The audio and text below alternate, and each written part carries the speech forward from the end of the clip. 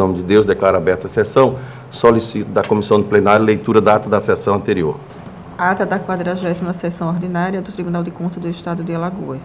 Aos 8 dias do mês de novembro do ano 2022, no plenário das sessões do Tribunal de Contas do Estado de Alagoas, sob a presidência da excelentíssima senhora conselheira Rosa Maria Ribeiro de Albuquerque, no exercício da presidência, reunidos os senhores conselheiros.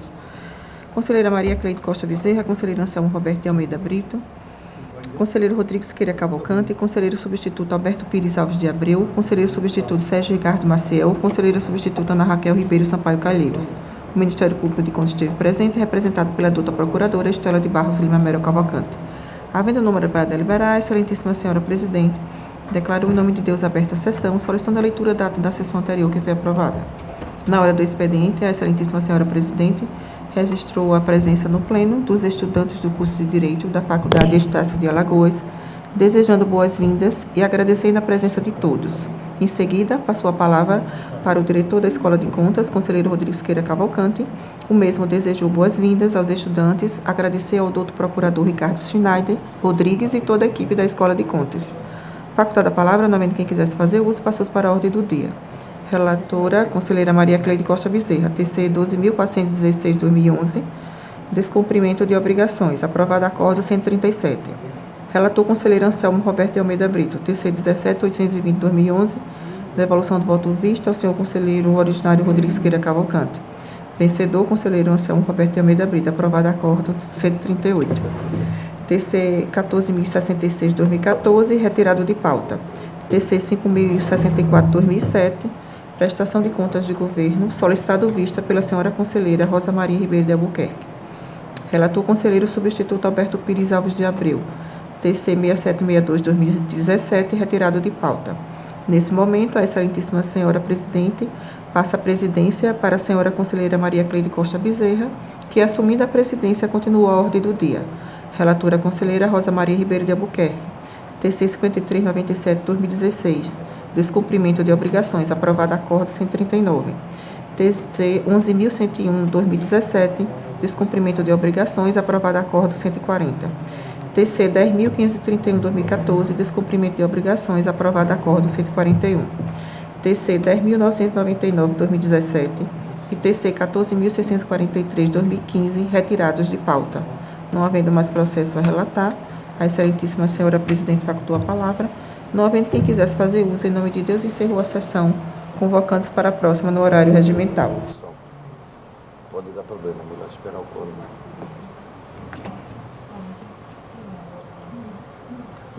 Mas pode ter aí, já sabe. Em discussão a ata. Em votação. Conselheiro Fernando. Senhor presidente, eu não estava na sessão, mas se não houver objeção dos demais pares, não há nenhuma dificuldade de aprová-la. Roberto. De acordo, senhor presidente. Raquel. Sérgio. De acordo, senhor presidente. Aprovado.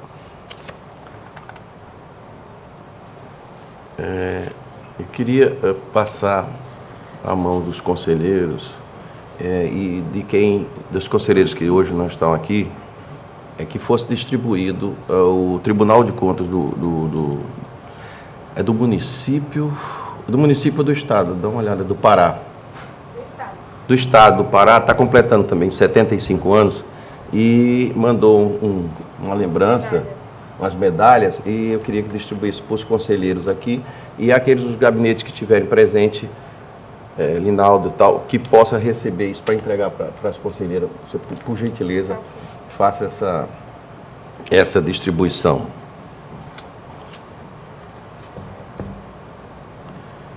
Também queria que ficasse bem atento ao seguinte: na próxima terça-feira, para que os conselheiros que não estão aqui, que os gabinetes possam dar as informações, nós vamos ter exatamente na próxima terça-feira, dia 29, a comemoração dos nossos 75 anos.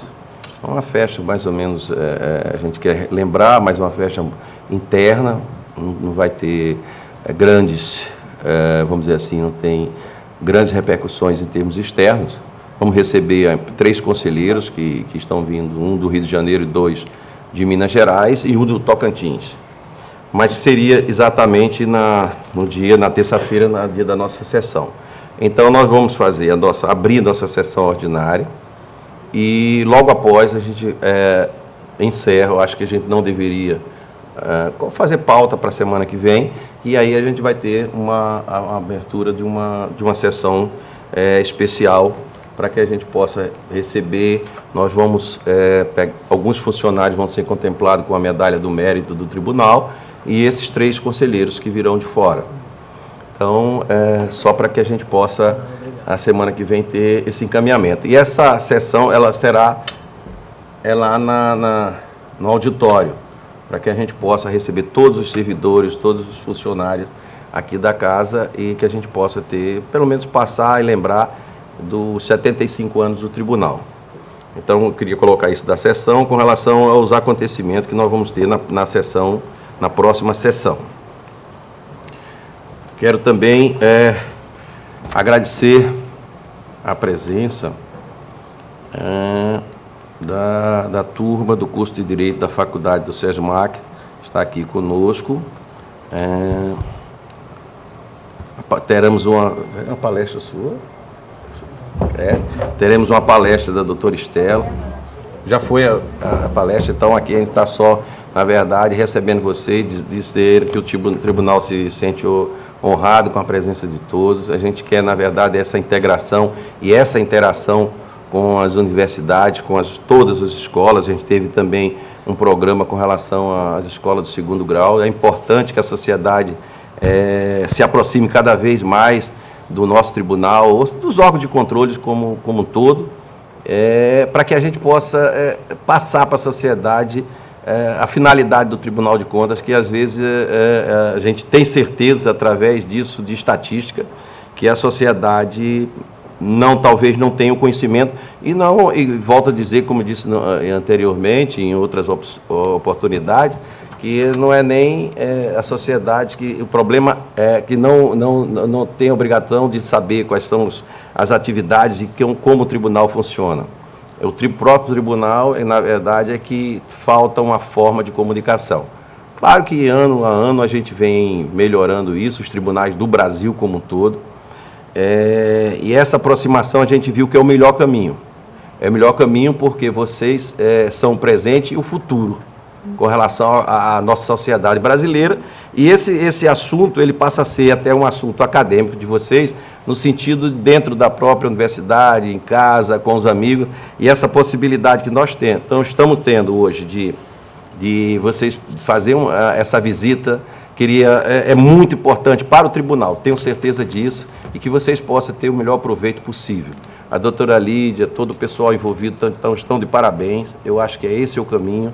A gente vai cada dia mais intensificar essa proposta e aceitar outras propostas que venham no sentido de que a gente tenha a maior aproximação possível, para que a gente tenha a maior transparência e que a sociedade até cobre mais da gente. A partir do momento que a sociedade entende e passa a perceber o trabalho do tribunal, ela tem até a obrigação de cobrar todos os órgãos de controle, Ministério Público, a própria Câmara, a Assembleia, que também é um órgão de controle do Executivo, e que a gente possa, através dessa integração, a gente possa melhorar as nossas atividades, que a gente possa dar oportunidade, como está sendo dada agora nesse momento. Nós vamos ter, a partir do mês que vem, 32 servidores novos que terão.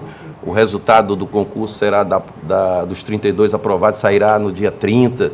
Isso também é importante para que a cabeça de vocês nova, fresquinha, com tudo que vocês estão aprendendo, possa transmitir para o nosso pessoal que já está aqui há algum tempo e precisa dessa energia, que eu tenho certeza que vocês virão com toda a força participar desse nosso projeto, que é um projeto de prestar o melhor serviço para a sociedade. E que a gente possa cobrar de todos os gestores a maior eficiência nos gastos públicos. Essa é a finalidade do tribunal. O tribunal evoluiu, não está só trabalhando hoje com débito e crédito, mas cobrando também dos gestores a eficiência daquele gasto. Se aquele gasto efetivamente que foi feito, ele está representando alguma coisa para a sociedade onde foi feito aquela despesa. Então, a gente está evoluindo, eu acho que os gestores também estão entendendo isso como uma forma positiva e tudo isso é através de esforços que advêm da cobrança de vocês e da efetividade daquilo que a gente pode oferecer, o que a gente pode melhorar. Mais uma vez, muito obrigado pela presença de vocês. O professor Marcos Joel, a gente já teve a oportunidade de estar junto trabalhando aqui. Tá de parabéns, Joel. Essa continuidade, você já tinha esse pensamento no passado e continua com ele. Você na universidade está trazendo esses alunos e que ele possa se intensificar cada vez mais. E se tiver outros projetos, eu tenho certeza que o tribunal vai estar aberto para assimilar essas novas ideias, no sentido sempre de melhorar. Essa é a ideia, melhorar as nossas atividades. Tá? Dito isso, está facultada a palavra à senhora conselheira, senhores conselheiros, doutora Estela, representando aqui o Ministério Público. Não tendo quem queira fazer uso da palavra, pela ordem, conselheiro Fernando. Senhor presidente, eu estou sem pauta para essa sessão. Alberto. Senhor presidente, senhoras conselheiras, senhores conselheiros, membros do Ministério Público e nossos convidados em especial e todos que nos assistem pela TV Cidadã. Venho relatar o processo de número 6762 de 2017. A unidade responsável é o Instituto de Previdência e Assistência do Servidor do município de Barra de Santo Antônio. O responsável é o senhor Ronaldo José Lessa Campo, ex-gestor do respectivo instituto. Versam os autos sobre aplicação de multa oriunda do FUNCONTAS ao senhor Ronaldo José Lessa Campo, e gestor do dito instituto, devido à inobservância do prazo legal para o envio da cópia da sexta remessa do SICAP 2015, correspondente aos meses de novembro e dezembro de 2015, descumprida a resolução normativa 2 de 2010.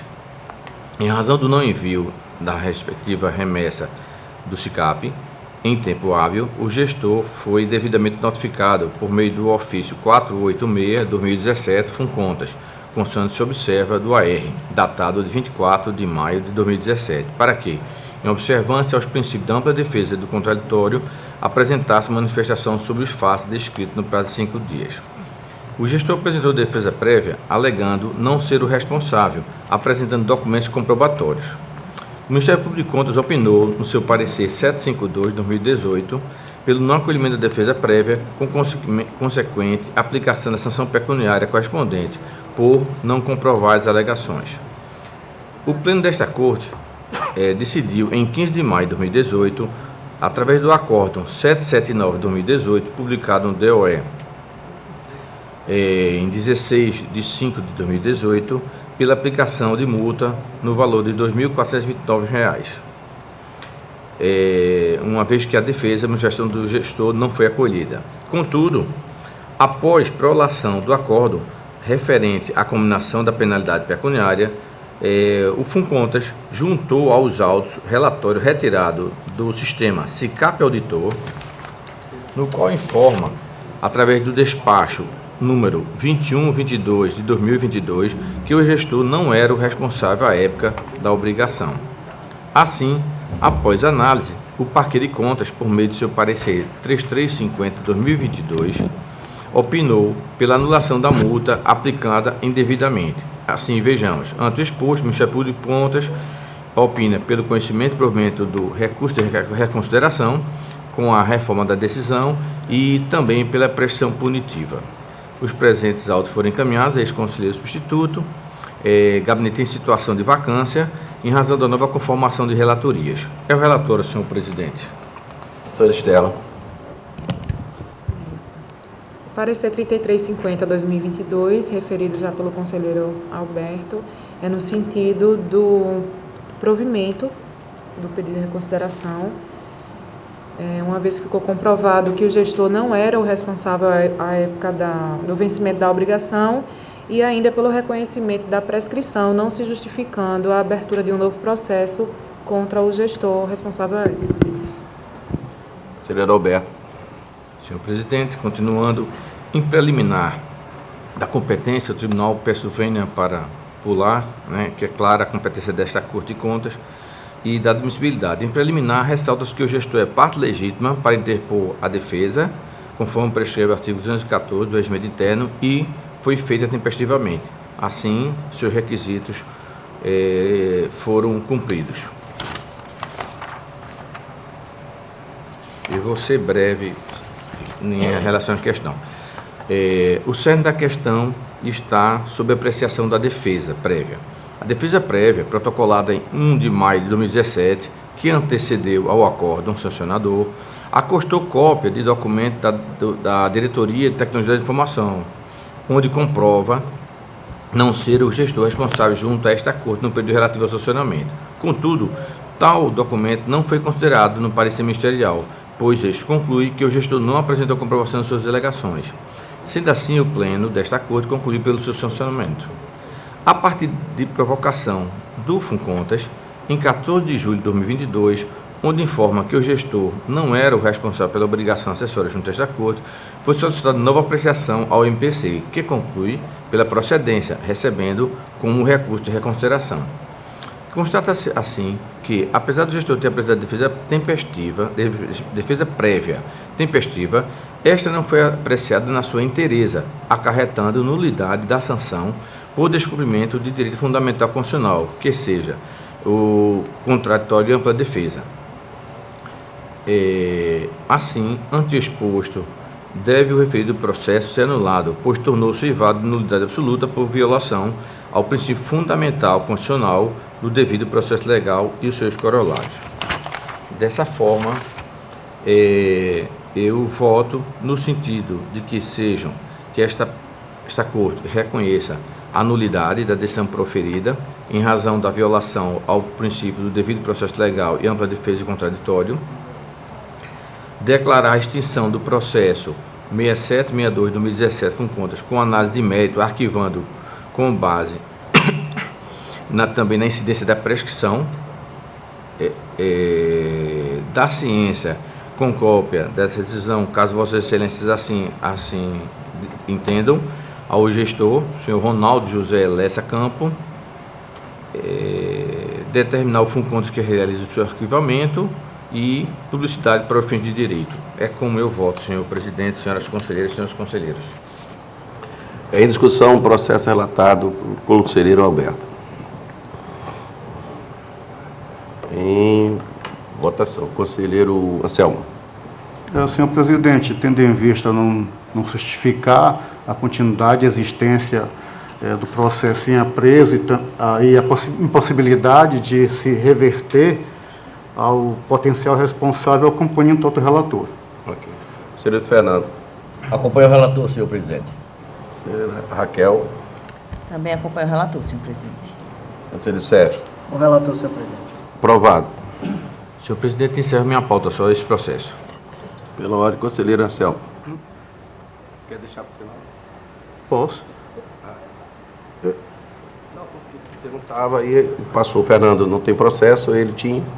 Aí pode ser passar para a Raquel, tem processo? Então, Sérgio. Pode ser, Sérgio, você ficaria para o final. Conselheiro Sérgio. Senhor presidente, senhores conselheiros, senhora conselheira, senhora procuradora-geral do Ministério Público de Contas e demais senhores e senhoras que acompanham essa sessão, eu tenho para relatar o processo TCAL número 5.219/2014, com seus anexos TC número 4.914/2013 e TC número 8.964/2013 e TC número 11.215/2012, que compõem os volumes 1 a 8 da presente prestação de contas. Bem, tratam os autos de prestação de contas do prefeito do município de Jequiá da Praia, referente ao exercício 2013, o senhor Marcelo Beltrão Siqueira. Os autos foram protocolados nesta Corte de Contas em 30 de abril de 2014, no prazo estabelecido na Resolução Normativa número 002/2013, de 4 de abril de 2003, que aprovou o calendário de obrigações dos gestores.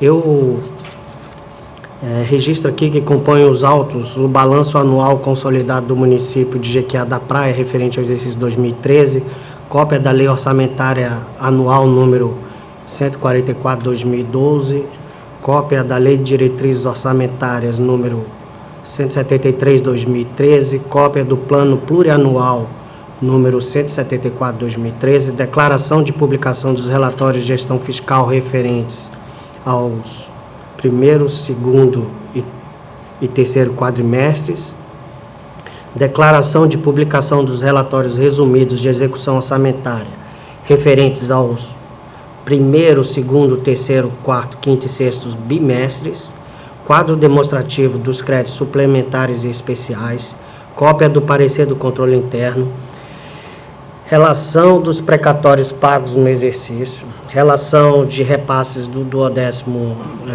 à Câmara Municipal, relação de restos a pagar, termo de conferência de caixa e demonstrativo da dívida flutuante. Bem, em 5 de outubro de 2014, por meio do despacho de folhas 1189, os autos foram distribuídos ao conselheiro Luiz Eustáquio de Toledo, relator à época, conforme consta no volume 5, folhas 1189, como dito antes. Em 3 de novembro de 2014, os autos foram encaminhados à Diretoria de Fiscalização da Administração Financeira Orçamentária Municipal para análise da prestação de contas. Em 5 de fevereiro de 2016, a DEFAFON concluiu o exame da prestação de contas, apresentando as conclusões no relatório AFO-DEFAFON número 43/2016. Em 5 de outubro de 2019, os autos foram encaminhados ao gabinete deste relator em razão de redistribuição processual. Em 10 de dezembro de 2019, por meio do despacho de folhas 1214, foi determinada audiência ao responsável, procedida por meio do ofício número 33/2019. Em 3 de março de 2020, o responsável apresentou razões justificativas que foram juntadas às folhas 1230 a 1698, compondo os volumes 6, 7 e 8 dos autos, e em seguida, por meio de despacho de folha 1699, os autos foram encaminhados à DEFAFON para nova análise técnica, levando em conta os documentos e justificativas apresentadas pelo responsável. Em 14 de setembro de 2021, após a análise das justificativas de defesa do gestor, a DEFAFON elaborou o adendo ao relatório AFO-DEFAFON número 43, que foi juntado aos autos no volume 8. Em 23 de setembro de 2021, os autos foram encaminhados ao Ministério Público de Contas para manifestação. Em 19 de novembro de 2021, os autos retornaram a este relator com parecer número 2961 de 2021, subscrito pelo Procurador de Contas, Dr. Ricardo Schneider, que propôs a rejeição da prestação de contas apresentada pelo prefeito do município de Jequiá da Praia, referente a 2013. E aqui, senhor presidente, eu faço um parênteses para registrar que eu fiz essa cronologia da tramitação para esclarecer que o processo está todo instruído, né, com manifestação de defesa e de justificativa pelo responsável. Portanto, assim, ele não cumpre aqueles requisitos da Resolução 13/2022 para que seja arquivado. Em razão disso, eu trouxe para apreciação deste plenário para que vossas excelências decidam sobre o parecer prévio que deva ser encaminhado à Câmara para julgamento. Esse é o relatório, senhor presidente. Prestel. O processo de prestação de contas foi analisado no Ministério Público de Contas pela primeira Procuradoria, o procurador Ricardo Schneider, e inicialmente ele faz um apontamento de que o relatório da DEFAFON ele não aponta o descumprimento ao limite da despesa pessoal. De acordo com a análise realizada no Ministério Público de Contas, a despesa total de pessoal ficou acima de 54% da receita corrente líquida, o que deveria ensejar uma irregularidade adicional nas contas. Entretanto, como essa irregularidade não foi apontada no relatório da EFAFON e não se justificaria reabrir a instrução nesse momento, já que as contas se referem ao exercício 2013, o parecer ele faz o registro, mas ele sugere que se passe ao julgamento, a análise e a emissão de parecer prévio, desconsiderando essa questão, ou então nós acabaríamos caindo naquela regra da Resolução 3 de 2022. Né? Com base no relatório da EFAFON, se verifica que não houve o cumprimento do limite de 25%, do percentual mínimo de 25%, né, que deveria ser destinado à manutenção e desenvolvimento do ensino. Foi detectada a aplicação de apenas 24,19%, e muito embora o relatório da diretoria técnica proponha a aprovação com ressalva, o parecer do Ministério Público de Contas é no sentido da rejeição das contas, com base nesse descumprimento do percentual mínimo em manutenção e desenvolvimento do ensino, colocando-se o descumprimento de despesa de pessoal apenas como um apontamento que não pode ser considerado para fins de rejeição. Ok. Doutor Sérgio. Senhor presidente, dando continuidade, eu vou fazer o relato aqui, mas Vossas Excelências ficam à vontade para qualquer esclarecimento adicional. Eu inicio aqui registrando a competência dessa Corte de Contas para apreciação da matéria, e aí eu faço referência às disposições do artigo 31, parágrafo 2º da Constituição Federal, artigo 36, parágrafo 1º da Constituição Estadual, artigo 1º, inciso 4º da nossa Lei Orgânica, artigo 6º, inciso 2º da nossa Resolução número 003/2001, que é o nosso regimento interno. Todos eles conferem a competência para exame da prestação de contas anual do prefeito. Bem, passo seguinte a análise dos demonstrativos contábeis, e aqui eu destaco que a análise do balanço anual e dos registros contábeis e de execução orçamentária do exercício financeiro 2013 da Prefeitura de Jequiá da Praia foi realizada com base nos dados e informações constantes do presente processo. Teve por objetivo evidenciar os resultados da gestão orçamentária, patrimonial e financeira alcançados pela administração municipal, notadamente quanto aos aspectos relacionados à composição dos demonstrativos financeiros, a apuração do resultado e dos quocientes patrimoniais e financeiros, a execução do orçamento e a evolução do resultado orçamentário. Integro ainda o exame da prestação de contas, a verificação do cumprimento dos limites de gasto com manutenção e desenvolvimento do ensino e com ações e serviços públicos de saúde, conforme previsto na Constituição Federal, bem como de gastos com o pessoal do município e dos poderes executivo e legislativo, na forma estabelecida na Lei Complementar 101, que é a Lei de Responsabilidade Fiscal, entre outros aspectos considerados relevantes. E aqui eu passo para a apuração do resultado orçamentário e verifico que a gestão obteve naquele exercício um superávit de execução orçamentária no valor absoluto de R$ 2.118.417. Aí eu vou falar os centavos. Isso representou à época 6,79% da receita arrecadada. Portanto, aqui no nosso entendimento, aqui observa o equilíbrio orçamentário preconizado no artigo 1º, parágrafo 1º da Lei Complementar 101. E aí, com relação à gestão patrimonial e financeira, eu faço registro aqui dos componentes do balanço patrimonial, que se refere ao artigo 14 da Lei 4.320, e aqui o que tem a se destacar é que o saldo patrimonial é positivo, que é a diferença entre o ativo e passivo, que apresenta um saldo de R$ 9.694.408. Em seguida, eu faço uma relação dos quocientes da situação patrimonial e financeira, e desses quocientes eu aponto pelo menos 3 aqui. O primeiro deles é o resultado patrimonial, é a relação entre o ativo real e o passivo real. Ele apresenta um quociente de 2,1.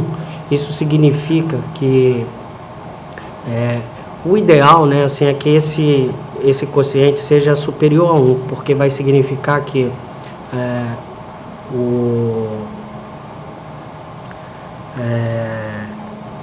os bens e direitos que compõem o ativo real, eles são suficientes para honrar as obrigações assumidas pela gestão. Portanto, ele supera em mais de 100% o valor do passivo real. E também faço o exame do quociente da situação financeira, que é o ativo financeiro sobre o passivo financeiro, e aqui também ele tem um quociente de 1,74. Isso apresenta uma situação superavitária, uma vez que no final do exercício o ativo financeiro superava o passivo financeiro em 1,74. E, por último, eu faço uma relação também do quociente de restos a pagar, que é uma relação entre o saldo de restos a pagar e o total da despesa orçamentária no exercício sob análise. Então, os restos a pagar, ele, em relação à despesa do exercício, ele representa apenas 4,3%. Portanto, é um percentual que não compromete a gestão, uma vez que representa uma dívida, ou melhor, né, assim, os compromissos muito inferior às despesas realizadas. Bem, em seguida, eu passo para a análise dos limites constitucionais e legais. E aí eu apresento um quadro aqui da receita de impostos e transferência de impostos do município. E aqui ela totalizou no exercício o valor absoluto de R$ 15.582.966. Bem, a partir desse parâmetro, a gente calcula os limites de gastos, tanto constitucionais quanto legais, previstos para exigidos, né, para cumprimento do município. E aí eu passo para o limite de gastos com manutenção e desenvolvimento do ensino, que corresponde a 25% das receitas de impostos e transferências de impostos em gastos com manutenção e desenvolvimento do ensino. E nessa apuração eu faço aqui um destaque que foi aplicado no programa de ensino fundamental, R$ 9.852.097 em valores absolutos. E desse total foram deduzidas despesas no valor de R$ 5.969.105. Aquele valor inicialmente gasto com o ensino fundamental, ele representou 63,22% do gasto em relação aos impostos e transferências de impostos, e as deduções representaram 38,31% daquele parâmetro, que são os impostos e transferências de impostos. Então, considerando o valor gasto com o programa Ensino Fundamental, e aqui eu faço o registro que a educação infantil, segundo os demonstrativos contábeis, não tem registro de despesa, obviamente que deve ter havido despesa nesse programa do ensino básico, ou melhor, da educação básica, mas não apresenta, deve estar tudo contido nesse programa do ensino fundamental. De qualquer forma, nós apuramos um total de despesa para efeito de cálculos em valores absolutos de R$ 3.882.992. E esse, diferentemente do que apurou o órgão instrutivo desta Corte de Contas, aqui representou 24,92% daquelas receitas de impostos e transferência de impostos. Portanto, deixou de ser aplicado com manutenção e desenvolvimento do ensino, abaixo do limite constitucional, o valor de R$ 12.749,26, ou seja, 0,08% da receita de impostos e transferência de impostos. Bem, em razão disso, a gente registrou aqui que foi descumprido o disposto no artigo 212 da Constituição da República. E aqui eu faço uma ressalva que na apuração de gastos com manutenção e desenvolvimento do ensino, a Diretoria de Fiscalização não verificou a conformação das despesas empenhadas com o disposto na Lei de Diretrizes e Bases da Educação, a Lei 9.394 de 96, podendo, portanto, o percentual de gastos efetivamente aplicado ser inferior ou maior que o verificado no quadro acima, caso as despesas empenhadas em programas de ensino fundamental tenham sido realizadas fora das hipóteses do artigo 70 daquela lei. E aqui eu faço o destaque dessa disposição legal. Bem, o gestor se pronunciou a respeito desse descumprimento constitucional e aqui, assim, em síntese, ele diz aqui, com respeito a esse descumprimento de gasto com manutenção e desenvolvimento do ensino, que foram consideradas as despesas pagas até 31 de dezembro de 2013, como também os restos a pagar processados e não processados no exercício de 2013, totalizando R$ 9.607.894, correspondendo, segundo o responsável, o gestor, a 25,05% das receitas de impostos e transferência de impostos. Portanto, segundo o gestor, ele cumpriu a determinação do artigo 212 da Constituição Federal. Bem, o nosso órgão instrutivo, a DEFAFON, analisando essas justificativas aqui, ele anotou que também fez essa verificação e que isso não afastava aquela restrição, e ele apurou ali um percentual de 24,19%, diferente do que nós trazemos aqui. A gente recalculou isso aqui da forma da nossa metodologia e apontou aqui um valor de cumprimento de 24,92%. Bem, em razão disso, na apuração das despesas com manutenção e desenvolvimento do ensino, foram consideradas aqui também todas as despesas empenhadas no exercício de 2013, incluídos os restos a pagar inscritos no final do exercício, com disponibilidade financeira para fazer frente a essas obrigações. Bem, eu destaco, contudo, aqui é uma ponderação da parte deste relator, que, em termos absoluto e relativo, o valor faltante para o cumprimento do limite mínimo constitucional de gasto com manutenção e desenvolvimento do ensino, R$ 12.749, se revela irrelevante se comparado com o total de gasto realizado com a educação básica, que foi R$ 9.852.097, bem como não comprometeu a execução de programas do ensino do município, de modo que não deve ser considerado, na nossa avaliação, para fins de rejeição das contas do prefeito. Bem, eu passo ao limite seguinte, que já é com relação ao limite mínimo de 60% dos recursos do Fundeb com a remuneração dos profissionais do magistério. Bem, dos recursos recebidos pelo município, pelo menos 60% desses recursos do Fundeb, eles devem ser aplicados com a remuneração dos profissionais. E aqui a gente verificou que foi aplicado um total de R$ 8.734.471.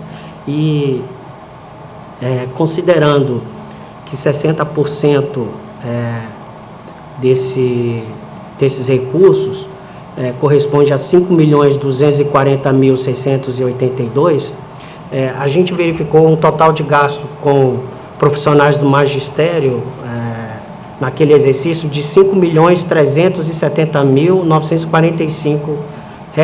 Portanto, um valor aplicado acima do limite em valores absolutos de R$ 130.262, cumprindo, portanto, o estabelecido no artigo 60, inciso 12 do ato das disposições constitucionais transitórias e artigo 22 da Lei 11.494/2007. Esse percentual aqui, ele corresponde a um pouco mais de 61% daquele limite. Nós também calculamos um limite mínimo de 95% dos recursos oriundos do Fundeb em despesas com manutenção e desenvolvimento da educação básica. Bem, de acordo com o artigo 21, caput e parágrafo 2º da Lei 11.994, pelo menos 95% dos recursos do Fundeb deverão ser utilizados pelos municípios em ações consideradas como manutenção e desenvolvimento do ensino. E aqui nós verificamos, considerando também os restos a pagar pagos no exercício, que ele aplicou em valores absolutos R$ 9.335.454, aplicando o valor acima do limite em R$ 1.037.706, correspondendo a um percentual de 106,88%, cumprindo, portanto, aquela disposição legal a que fiz referência. Dos gastos com ações e serviços de saúde. Bem, aqui a determinação constitucional dispõe que o município deve aplicar no mínimo 15% das receitas de impostos e transferências de impostos em gastos com ações e serviços públicos de saúde, conforme disposto no artigo 77, inciso 3º parágrafo 4º do ato das disposições constitucionais transitórias. Bem, aqui a gente apresenta um quadro demonstrativo de aplicação dessas despesas, e aqui no relevante a gente identificou que o município aplicou em despesas com ações e serviços públicos de saúde o montante de R$ 5.901.866, que representa 37,87% daquelas receitas de impostos. Considerando as deduções com ações e serviços públicos de saúde, que naquele exercício corresponderam a R$ 2.881.206, ou 18,49% das receitas de impostos, apuramos uma despesa para fins de cálculo daquele limite de R$ 3.020.659, correspondendo a 19,38% das receitas de impostos. Portanto, uma aplicação acima do limite mínimo de R$ 683.214, ou 4,38%. E aqui eu destaco que foi cumprido, portanto, a disposição do artigo 77, inciso 3º e parágrafo 4º do ADCT. Bem, agora passo aqui para a apuração dos limites de gasto com o pessoal do município. E, inicialmente, aqui eu trago um demonstrativo da apuração da receita corrente líquida, e verifico aqui que naquele exercício a receita corrente líquida ela foi no montante de R$ 29.663.528. Bem, com relação à despesa total com pessoal, a gente identificou aqui que o município cumpriu o estabelecido no artigo 169 da Constituição, bem como as disposições da Lei Complementar 101 de 2000, no que se refere ao artigo 19, inciso 3º. Aqui o total da despesa do município para efeito de cálculo da despesa com pessoal correspondeu a 50,48%, ou R$ 14.973.631. O limite máximo era de 60%, portanto, ele ficou abaixo do limite em R$ 2.824.485, ou 9,52%. Em seguida, eu passo a verificação do limite máximo para gasto com o pessoal do Poder Executivo. Aqui, cada um dos poderes tem seus limites individuais. E aqui, no caso do Poder Executivo, esse limite de gasto corresponde a 54% da receita corrente líquida. E no quadro demonstrativo que a gente registra aqui, verificamos que o total da despesa para efeito de cálculo da despesa com o pessoal do Poder Executivo foi de R$ 14.531.339, ou 48,99%. Portanto, inferior aos 54% determinado na legislação, ficando o valor abaixo do limite em R$ 1.486.965, ou 5,01% da receita corrente líquida, cumprindo, portanto, as disposições do artigo 20, inciso 3º, letra B, da Lei de Responsabilidade Fiscal. E, em seguida, eu passo para o exame do limite máximo de gasto com o pessoal do Poder Legislativo, conforme também artigo 20, inciso 3º, aqui no caso a linha A. E para o Poder Legislativo, o limite legal máximo de despesa é de 6% da receita corrente líquida. No caso, o Poder Legislativo local realizou despesas no total de R$ 442.292, correspondendo a 1,49% daquele limite, ficando, portanto, abaixo do limite em 4,51%, ou R$ 1.337.519, cumprindo assim, portanto, a disposição legal no que se refere ao gasto com esse limite. E aqui eu passo para outras verificações, e faço o registro aqui de que o controle interno da administração pública, ela exige que o município tenha um controle interno, e esse controle interno exerça suas competências, conforme preconizado nos artigos 31 e 70 da Constituição, verificando os atos da gestão e elaborando os relatórios com resultado desses exames, Então, no âmbito dessa Cor de Contas, a exigência de que os entes públicos jurisdicionados instituam, efetivamente exerçam e mantenham o sistema de controle interno está estabelecida na resolução da Instrução Normativa número 003 de 2011. Aqui eu faço a consideração que os autos constam nos autos relatórios de análise conclusiva do controle interno, evidenciando que o município de Jequiá da Praia instituiu o sistema de controle interno no exercício 2013, apontando o cumprimento das normas estabelecidas na resolução desta Cor de Contas e no artigo 59 da Lei de Responsabilidade Fiscal, bem como na Instrução Normativa 003. Com relação ao repasse de duodécimo do Poder Legislativo, eu faço aqui uma anotação de que não há nos autos informações e elementos suficientes para a verificação da regularidade dos repasses realizados ao Poder Legislativo no exercício sob exame. Inclusive, a instrução desta Cor de Contas não traz também este exame. E, por fim, eu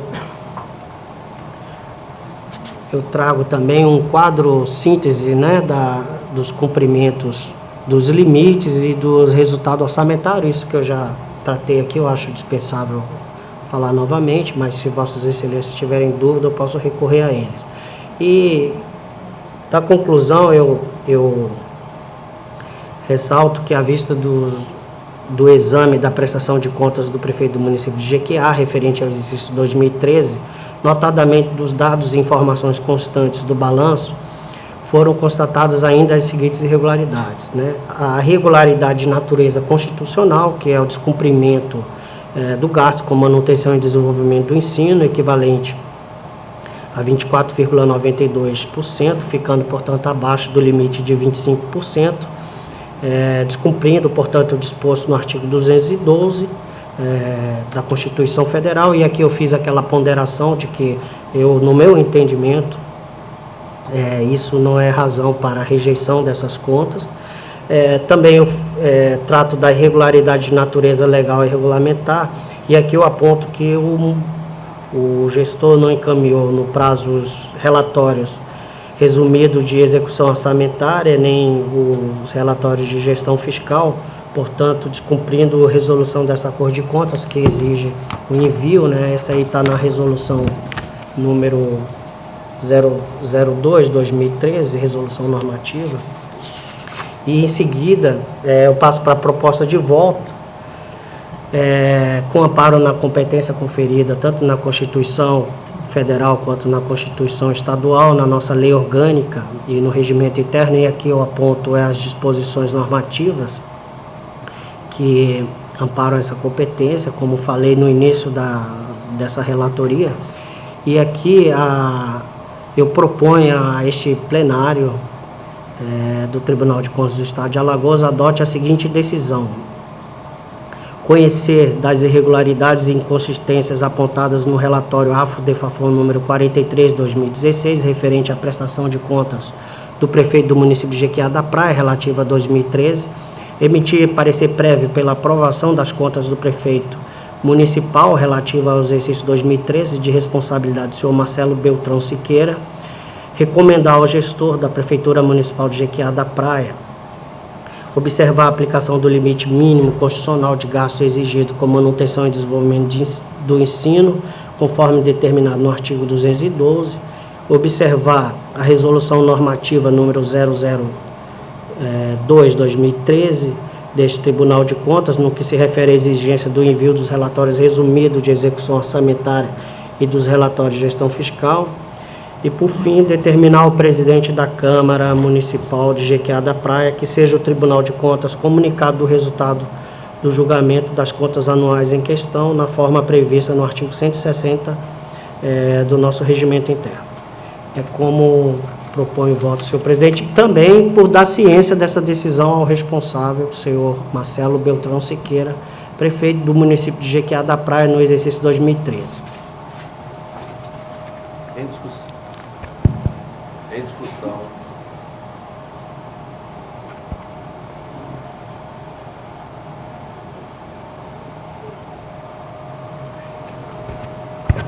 Em discussão, processo relatado. Com a palavra, conselheiro Céu.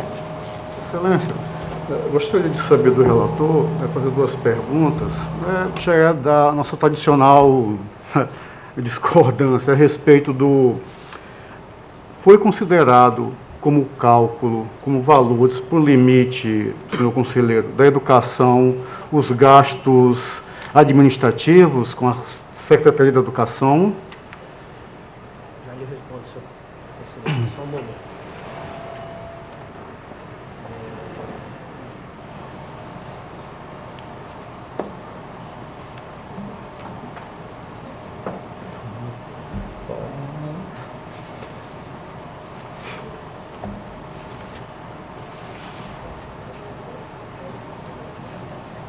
Sim, foram, seu conselheiro. Perfeito. Excelência, a derradeira pergunta. Com relação aos gastos com a saúde, eles foram todos realizados através do Fundo de Saúde? Sim, senhor conselheiro. Agradeço, Excelência. É só, senhor presidente. Continue, conselheira Raquel. Conselheiro Sérgio, eu queria tirar só duas dúvidas. Uma, pela leitura do seu relatório, do seu voto, ficou claro que há uma divergência de valores, tanto da parte de despesa com pessoal, em relação à diretoria e ao Ministério Público, não sei aos dois, quanto em relação ao que foi gasto com a educação. A minha pergunta é, as informações que foram dadas pela diretoria e pelo Ministério Público de Contas foram extraídas dos relatórios fiscais ou foram extraídos, ou seja, dos relatórios fiscais que o próprio gestor trouxe o demonstrativo próprio de educação, ou foi extraído dos anexos da prestação de contas? E também queria saber o de Vossa Excelência, esse cálculo foi feito também dos anexos ou foi extraído do valor expresso do demonstrativo próprio?